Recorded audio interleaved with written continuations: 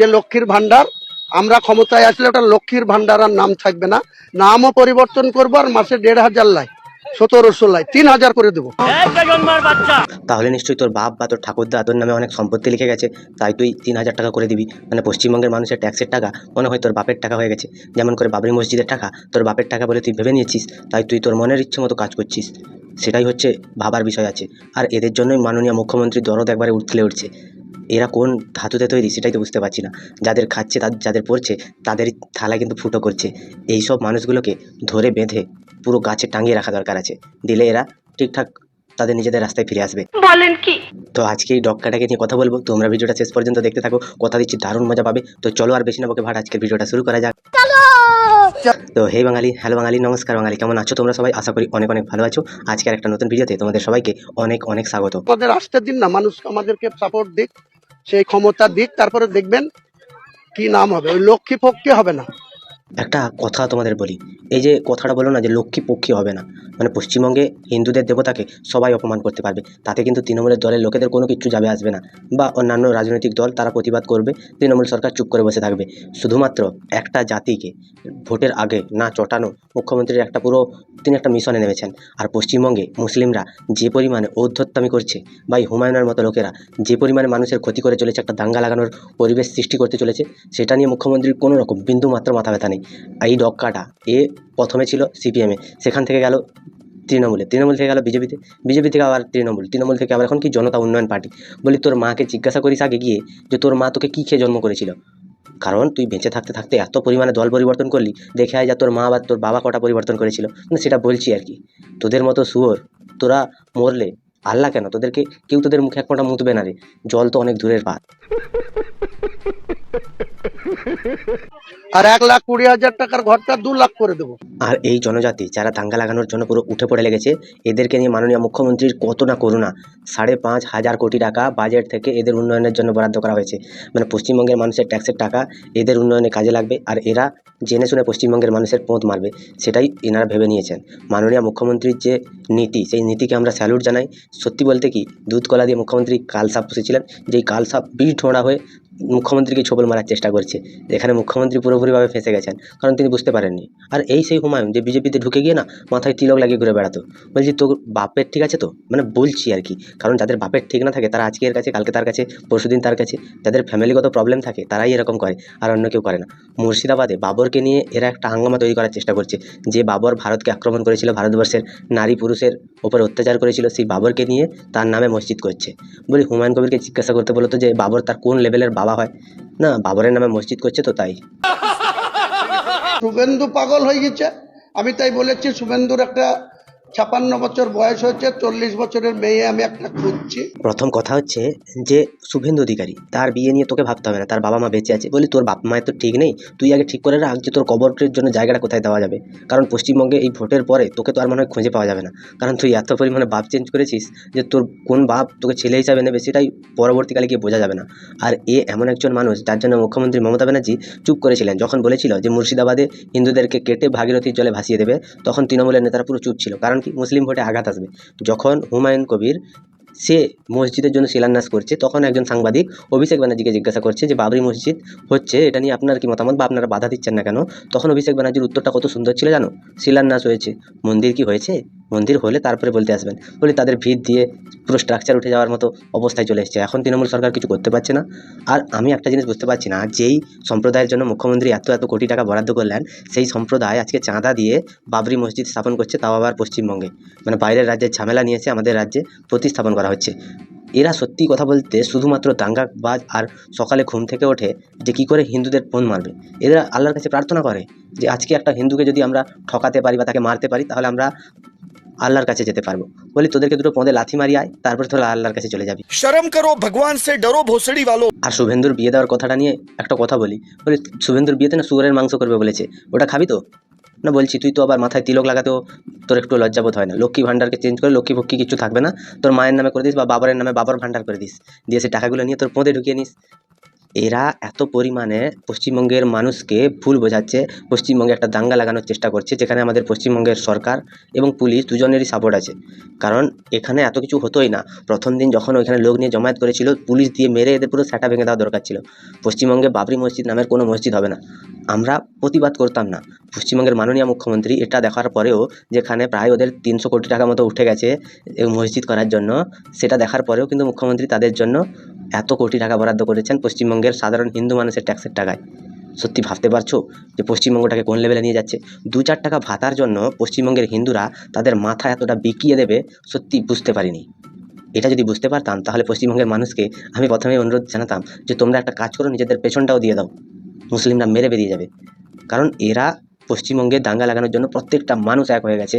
মুখ্যমন্ত্রী তবুও তাদেরকে টানার জন্য এত কোটি টাকা দিচ্ছে। ছি ছি ছি ছি ছি, লজ্জাও করে না, এদের মাথাও হেট হয়ে যায় না। মাননীয় মুখ্যমন্ত্রীকে ধিক্কার জানাই, ধিক্কার। আপনার মতো মহিলা যদি পশ্চিমবঙ্গে আর 2-4টা থাকে না, তাহলে পশ্চিমবঙ্গে হিন্দু যাত্রা পুরো নির্বংশ হয়ে যাবে। বাতি দেওয়ার লোক থাকবে না, মিলিয়ে নেবেন। পাত্রী একটা খুঁজছে, যা খরচা হয় ওর বিয়ে দিয়ে দেবো, তাহলে ওর মাথাটা ঠান্ডা থাকবে। পশ্চিমবঙ্গে নাকি শুভেন্দুর বিয়েতে যে টাকা খরচা হবে সেটা নাকি দেবে হুমায়ুন কবির। বলি নিজের আগে পাজামা লুঙ্গিটা কেনার পয়সাটা জোগাড় কর, কারণ এই ভোটের পরে তোর খাওয়ার জন্য জায়গা থাকবে না। আর যেখানে যে মসজিদটা বানাবি বাবরি মসজিদ, সেখানটায় যে ফকিরগুলো বসবে না, কারণ তোদের যাতে ওই ফকিরাই ভিক্ষা করে, আর কেউ করে না। এবার ওই ফকিরের মতো ওখানে বসে ভিক্ষা চাইবি, সেই ব্যবস্থাই হচ্ছে। তৃণমূলের খেলো, তৃণমূলের পড়লেও মানুষজন তাকে ভোট দিল, জিতলো, তারপর আবার সেই মানুষজনের ক্ষতি করার চেষ্টা করছে।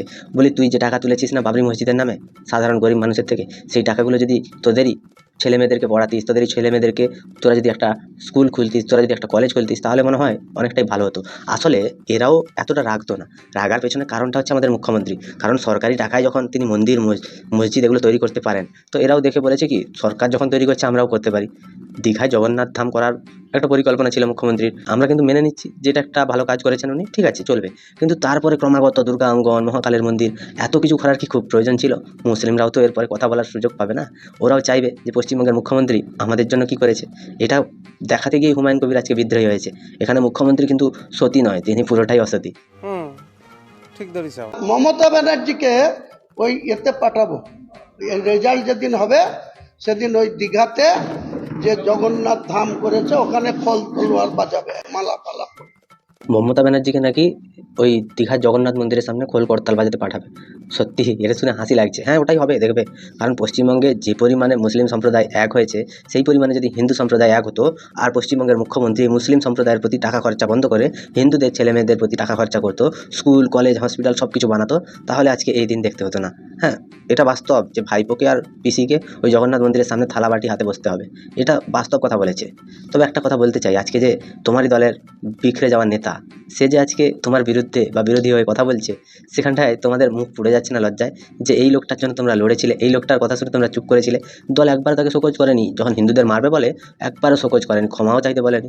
ভাবতে পারছো পশ্চিমবঙ্গে মিঠুন চক্রবর্তী বিজেপি নেতা, তিনি যখন বলেছিলেন তখন তার নামে এফআইআর হয়েছিল। যখন ইনি বলেছিলেন তখন কোনো শুয়োরের বাচ্চার গায়েই লাগেনি কথাগুলো। আসলে কি বলতো, বিভাজনের রাজনীতি না তৃণমূলের আমলেই বেশি হচ্ছে, এর আগে কখনো হয়নি। মুসলিমদেরকে বিছিয়ে তুলছে বিজেপি নয়, মুসলিমদেরকে বিছিয়ে তুলছেন এই মুখ্যমন্ত্রী মমতা ব্যানার্জি। কারণ এত বিভাজন, এত বিভাজন, এত তোষণ এর আগে কখনো কোনো সরকার আজ পর্যন্ত করেনি। এর ব্যবস্থা হুমায়ুন কবির করবে। হুমায়ুন কবির যে কত কি ছিঁড়ে নেবে সেটা আমরা ভালো করে জানি। পশ্চিমবঙ্গে হুমায়ুন কবির অনেক কিছু ছিঁড়েছে এতদিন ধরে, এরপরেও অনেক কিছু ছিঁড়বে। ভাঙড়ে শওকত মোল্লা সেই একা হুমায়ুনের ছিঁড়ে নেবে, ফিরহাদ হাকিম সেও হুমায়ুনের ছিঁড়ে নেবে। মুখ্যমন্ত্রী মমতা ব্যানার্জি তিনি মাঝখান থেকে যে কী ছিঁড়ে নেবেন সেটাই তো বুঝতে পারছি না। আর একটা কথা আমার যেটা সবথেকে বেশি গুরুত্বপূর্ণ বলে মনে হয়েছে এনাদের এই কথাগুলো শুনে, যে ইনার ভেতরে এত ওভার কনফিডেন্স আসছে কোথা থেকে? মানে ইনি তাহলে ভেবে নিয়েছেন যে ইনি পশ্চিমবঙ্গের মুখ্যমন্ত্রী হবেন। যে মানুষজন তোমার মুখে মুতে দেবে, এমনভাবে মুতবে যে তোমার নিঃশ্বাস নেওয়ার সময় থাকবে না, ওই জল খেতে খেতে তোমার টাইম চলে যাবে, পুরো শেষ হয়ে যাবে তুমি। আর পশ্চিমবঙ্গে হিন্দুরা যদি তোমার মুখে মোতা আরম্ভ করে তাহলে তুমি শেষ। দেখো মুখ্যমন্ত্রী মমতা ব্যানার্জি এদেরকে নিয়ে এখনও পর্যন্ত একটা টু শব্দও করেননি, সেটা আলাদা ব্যাপার, তিনি এনাদের সাথে আছেন, পাশে আছেন, কিন্তু সেটা নিয়ে আমাদের কোনো মতামত নেই। মুখ্যমন্ত্রী এখন কিসে মেতেছেন জানেন? এই যে বিজেপি বিরোধী শক্তিগুলো সেগুলোকে একটু চাঙ্গা করতে চাইছেন, যাতে বিজেপি আর কখনো আসতে না পারে। তো একটা কথা আমি এখানটায় বলতে চাই, মুখ্যমন্ত্রী বিজেপির বিরোধিতা করতে গিয়ে হিন্দু সমাজকে পুরো বিপদের মুখে ঠেলে দিচ্ছেন। একটাই কারণ হিন্দুদের জন্য পশ্চিমবঙ্গের বাজেটে লবডঙ্কা কিছুই নেই, যা আছে সবই মুসলিমদের জন্য। প্রত্যেকটা জিনিসে মুসলিমদের ভাগ আগে। পশ্চিমবঙ্গে আমরা হিন্দুরা আমরা কেন রাজনীতি করবো না বা কেন দাঙ্গা লাগানোর কথা বলবো না? কারণ মুখ্যমন্ত্রী নিজেই। একটা জিনিস তোমাদেরকে বলি, পশ্চিমবঙ্গে আজকে প্রায় 42% মুসলিম আছে। এই 42% মুসলিম এরা একজোট হয়ে একটা মসজিদ তৈরি করছে। আমরা হিন্দুরা আমরা এক হয়ে যদি আমরা সবাই মিলে এক হই, তবুও দেখবে মুখ্যমন্ত্রী মমতা ব্যানার্জি এই হিন্দুদের বিরুদ্ধে গিয়ে কোনো একটা ব্যবস্থা নিয়ে নেবেন। আর পশ্চিমবঙ্গে সনাতন ট্রাস্ট আছে না, ব্রাহ্ম সনাতন ট্রাস্ট না কি যে চালায়, ওই যে চালাগুলো, ওগুলোকে আগে ধরে জুতোর বাড়ি মারতে হবে। কারণ তোরা দেখতে পাচ্ছিস না যে মৌলানাদের জন্য ভাতা, মসজিদের জন্য এত টাকা। মুখ্যমন্ত্রী এখন কি করছেন আপনারা জানেন কি? চলুন তাহলে দেখে নিই। মুখ্যমন্ত্রী এখন মাছ মাংস নিয়ে হেভি ব্যস্ত। বাজারে মাছ বিক্রি হবে না, মাংস বিক্রি হবে না। এদিকে মুখ্যমন্ত্রী বলছেন যে মাছ মাংস খেতে দেবে না বিজেপি, এখানে এসে কি করবে? তো পশ্চিমবঙ্গের মুখ্যমন্ত্রী মাছ মাংস ভাষা এগুলো নিয়ে ব্যস্ত থাকবেন, আর পেছন দিক থেকে হুমায়ুন কবির মুখ্যমন্ত্রীর যে দুধেল গাইরা তাদেরকে তার দলে টেনে নিচ্ছে। এখানে মুখ্যমন্ত্রীর বুকটা পুরো ফেটে যাচ্ছে। শুধুমাত্র বিজেপির বিরোধিতা করতে গিয়ে মুখ্যমন্ত্রী মমতা ব্যানার্জি তিনি এবং তার ভাইপো নিজের পায়ে নিজেই কোড়ান মারছেন, আর কিচ্ছু নয়।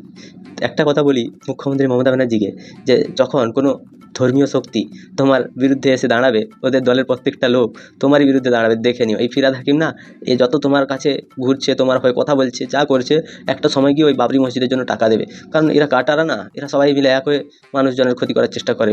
তুমি তো বুঝলে না, এই যে লক্ষ্মী ঠাকুরকে অপমান করলো, তবুও তোমাদের মুখ থেকে একটা কথা বেরোলো না। এদেরকে জেলে ঢুকিয়ে দুটো উত্তম মধ্যম দিলে সব ঠিক হয়ে যেত, কিন্তু তুমি সেটা করলে না, কারণ দুধেল গাই তো। আমার মনে হয় এই পশ্চিমবঙ্গে তৃণমূল কংগ্রেসের সাথে হুমায়ুন কবিরের কোনো একটা সেটিং আছে, যাতে মুসলিমরা কোনো কারণে এরা বিজেপিতে না যায় বা বিজেপিকে ভোট না দেয়। এটা ভেবেই পশ্চিমবঙ্গের মুখ্যমন্ত্রী তাকে দল থেকে আলাদা করেছেন। তবে বিচারটা কিন্তু ভালো করলা না। বাজারে মাছ বিক্রি হবে না, মাংস বিক্রি হবে না। পশ্চিমবঙ্গের মুখ্যমন্ত্রী তিনি মাছ মাংস নিয়ে সাপোর্ট করছেন।